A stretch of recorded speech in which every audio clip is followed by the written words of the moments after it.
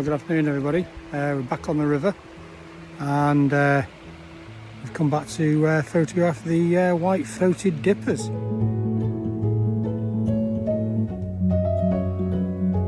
Looking down towards the river, so we've got the Canon 5D Mark IV, and we've got the 600mm Sigma contemporary lens. What we are trying to achieve is capturing the dipper just on the middle rocks there, and then he pops up into the nest. So I was trying to get a shot of him flying across the river in sections. Whether that will happen, who knows? Keep watching. Well, I'm just sat with a coffee now and a, what do you call it? Pan chocolat. I think it is actually.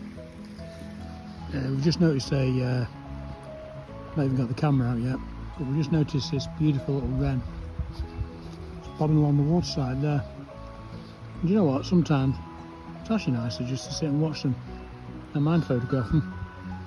But on an absolutely stunning day, peace and quiet down on the riverbank. Absolutely unbeatable.